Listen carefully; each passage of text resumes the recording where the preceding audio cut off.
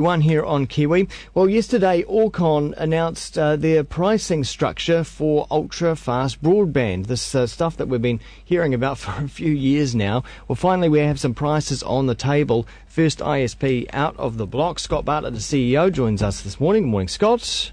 Morning, Glenn. So you guys went with, how did you come up with the pricing in the first place? Without having an idea of what your competitors were doing, how did you go about deciding how much this stuff's going to cost? Well, I guess we started by just thinking we don't want fibre to be more expensive than copper. We want Kiwis to have access to high-speed broadband, and we don't want it to be priced out of the market. So while we make a little bit less money on it, it was important for us to make sure that if we're going to be first out of the gates, let's make sure that people can actually connect up to it and not be charged through the nose for it. Because you've essentially set the benchmark. I mean, the entry price here is $75, isn't it? That's right. So $75 for your broadband connection and your phone service, which is exactly the same as the packages that Orcon offers today. We're probably one of the most competitive in the market today. Why is it the same? Well, look, I just think it's important that people start using fibre. I think it's important for our country. This is akin to laying roads, building power lines, refrigeration. It will transform our economy. It's going to make people more informed. It's going to increase business productivity. It's going to increase our access to government, healthcare, and education. We don't want to have a $1.5 billion boondoggle on our hands, so let's price it right. Why not less? Why not less than the current price? So the economics of fibre are actually today worse for service providers like ourselves than copper. Which is probably to be expected because it is brand new. So, look, we make a bit less money, but that's not the point. It's a faster technology, but it's also a cheaper technology at the end of the day. Although it's expensive, obviously, initially to roll it out, but it is, if you put copper and fibre side by side, there's no competition in the fact that fibre is cheapest, right? Well, it's faster. I think what you've got with copper is it's been in the ground for 30 years and it's all paid off. So that is cheaper. Yeah. But I don't want to get too hung up on the price of things. That's kind of besides the point. I think it's all about trying to make sure that people get access to it affordably, that they have nice, big, juicy data caps, because that's a really important factor of broadband in this country, and that it runs really, really fast.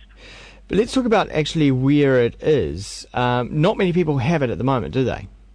Yeah, so right now today, about 25,000 households have fibre running past their front door. But that's growing to over 50,000 by May, and then growing to well over 100,000 by Christmas. So, this is rolling out at a rate of knots. Approximately one house every minute is having fibre running past its front door. So, when you see those guys digging up your street and laying the fibre, call up Orcon and get connected. Now, how does it work though? Because the fibre that's being laid isn't Orcon fibre, is it? I mean, all the telcos will have a piece of that fibre. Is that right? Yeah, so the government's investing $1.5 billion of your money and my money in laying fibre to 75% of the population. 75% of houses and businesses, and that's in the top 33 cities.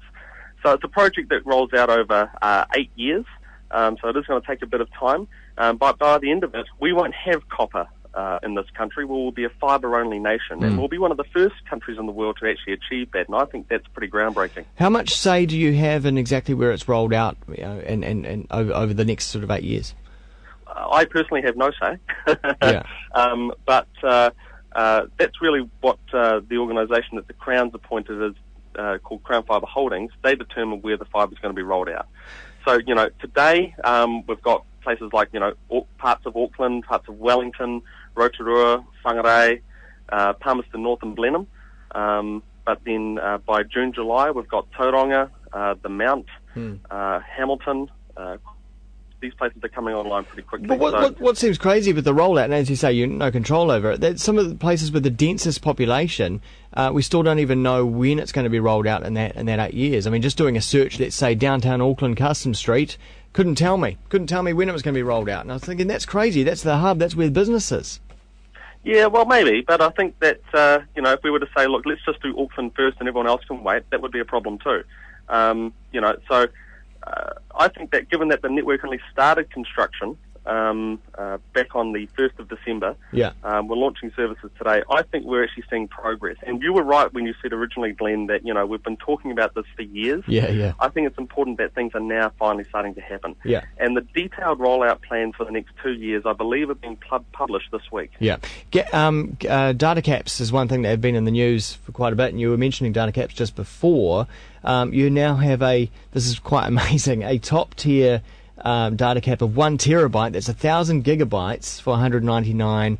That's right. I mean, the sort of most Kiwis today have a broadband cap that's around 5 to 10 gigabytes a month. Yeah.